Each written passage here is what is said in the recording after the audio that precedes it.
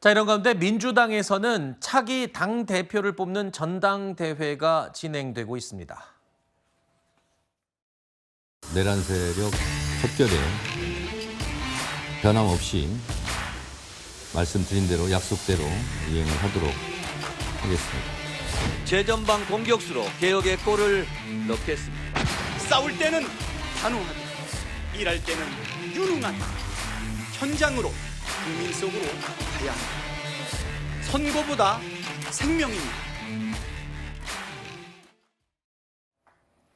주말 사이에 치러진 충청과 영남 경선에서는 정청래 후보가 승리했습니다.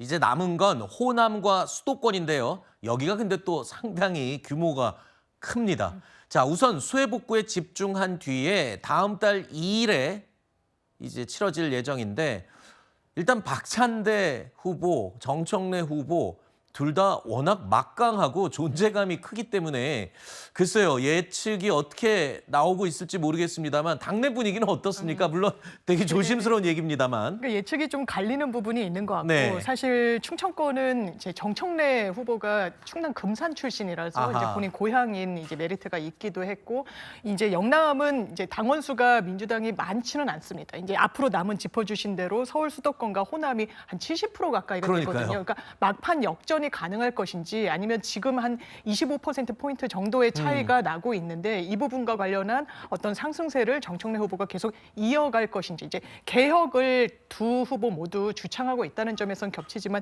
선명성에 있어서는 약간 캐릭터를 달리하는 부분이 있어서 이 부분에 대한 당원들과 또 시민들의 어떤 평가가 있을 것으로 보입니다. 네.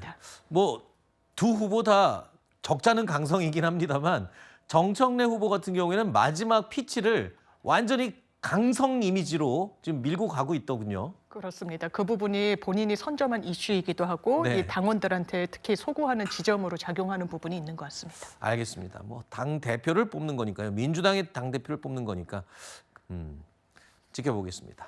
자, 국민의힘은 요즘 뭐 하고 있을까요? 혁신위 쇄신안을 놓고 내홍과 분열이 계속 이어지고 있죠. 그런데 이 국민의힘도 일단 다음 달 22일에 전당대회가 예정돼 있습니다. 어제는 김문수 전 장관이 장관에 이어서 오늘 당대표 출마 선언들이 줄줄이 이어졌습니다. 강한 야당으로 국민의 힘을 복원하겠습니다. 우리 당은 입당하는 사람을 특별한 문제가 없으면 일단 받아들여야 된다고 보고. 친길 당대표가 되려고 하시는 것입니까? 극단과의 절연, 비정상에서 정상으로의 회귀는 지금 이 순간부터 시작되어야 합니다. 낡은 이즘에 사로잡힌 극우 극단 세력과 완전히 결별하겠습니다. 윤희숙 혁신위원장은 당 지도부가 현재 상황을 너무 가볍게 보고 있는 게 아니냐 이러면서 우려의 목소리를 냈습니다. 지금 우리 지도부가 지금 이 시점을 굉장히 가볍게 보고 있구나. 사람에 대한 뭐 몰면은 괜찮아요. 근데 이 혁신안에 대한 것은 저희가 2017년 탄핵 때 그 대선 지고 홍준표 대표가 금방 전대 나왔죠. 네. 혁신 없이. 그때 전당대회 기간에 지지율이 점점점 떨어져서 예. 7%까지 갔습니다. 그 우리가 지금 그 길을 가고 있는 거예요. 국민에 대해서 국민의 눈을, 국민의 평가를 전혀 무서워하지 않는 행태예요. 지금 아무것도 바꾸지 않고 지금 전당대회를 치르겠다. 굉장히 그 혁신 의지라는 부분에서 대단히 유감입니다.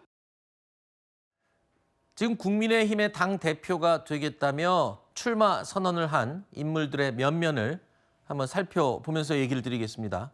자, 이 후보들의 얼굴들 딱 구도가 나뉩니다.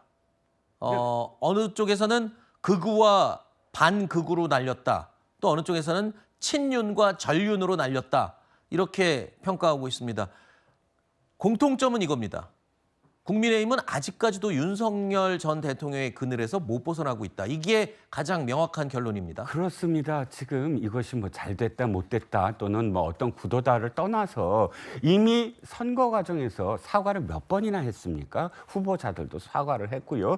끝난 다음에 원내대표가 된 송원석 원내대표 또 사과를 계속했습니다. 윤희숙 혁신위원장도 사과를 당원 단계에 올리자고 이야기를 합니다. 그런데 지도부와 대통령 후보들과 뭐 혁신위원장까지 사과를 이렇게 계속 이야기하는데도 구도는 윤석열 대통령을 계속 지켜야 된다는 그런 분위기의 두 후보와 그다음에 이쪽에서는 윤석열 전 대통령과 절연해야 된다는 후보. 그럼 결론적으로는 아직도 절연내지 못하고 있고 또 사과는 형식적인 사과였다라는 게 그냥 드러나 있거든요. 네. 굉장히 퇴행적인 선거가 치러지고 있습니다. 이 선거는 얼마나 더 절박하게 이 당을 바꾸겠습니다. 그 경쟁을 해야 되는 거거든요. 네. 국민들로부터 시선을 받고 국민들로부터 다시 박수를 받으려면. 그런데 참 말씀하셨듯이 앵커 말씀에 정적으로 동의하는 게 아직도 이 당은 윤석열을 기점으로 나뉘고 있다. 그러니까 참 국민들이 계속 지지율이 떨어지는 것을 이 당원들이나 지도부들이 인식하지 못하고 있다는 윤희숙 위원장의 말씀에 저는 또 공감합니다. 알겠습니다. 최근에 이렇게 국민의힘 입당이 알려진 전한길 씨 얘기가 요즘 또 화제인데요. 이 전한길 씨는 전당대회에 출마하지 않고 망가진 국민의힘을 되찾겠다라는 입장을 피력했습니다. 저는 할 생각이 전혀 없고요. 평당원으로서 망가진 국기임을 저는 되찾겠다. 저는 네. 그냥 이수인 장군이 그랬는 것처럼 백의 종을 할 겁니다. 좌파에 개딸이 있었다면은 예. 우파에 전한길이가 또 우파의 개딸이라고 볼 수 있겠죠? 그런 걸 제가 만들어갈 생각도 있습니다. 그래서 수십만 명 만들 겁니다. 저와 이런 평당원들의 요구를 들어줄 수 있는 그런 후보에 대해서 영향력은 행사할 겁니다.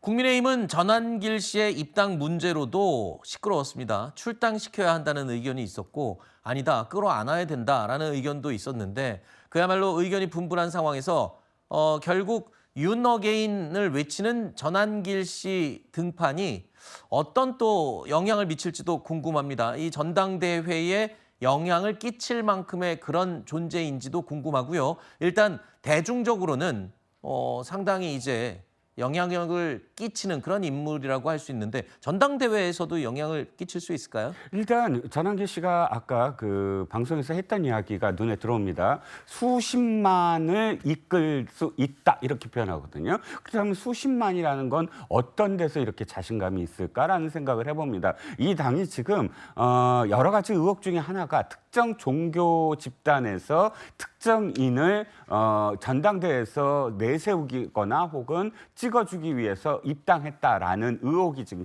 계속 벌어지고 있잖아요. 네. 그 뭐 특정 종교 이름은 제가 생각하겠습니다만 그런 종교들이 이미 지금 전한길 씨도 사실 특정 종교의 모임에 계속 집회를 나갔었어요. 그렇기 때문에 이미 특정 종교인들이 당원으로 좀 들어왔다라는 그런 이야기로 들립니다. 그렇다면 그야말로 지금 그 힘으로 이런 어떤 활동을 하겠다라고 여겨지는 건데 뭐가 문제냐. 김문수 후보 같이 전한길 씨를 끌어안겠다는 사람들은 딱 이거예요. 당내 세력이 없으니까 그 세력들, 친윤 그룹을 그대로 끌어안아서 하겠다라는 이야기로 들려서 네. 이것 역시 사실은 바람직하지 않다고 생각합니다.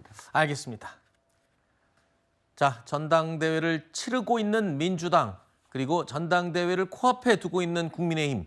자, 여야의 당 대표 누가 선출될지 계속 지켜보겠습니다.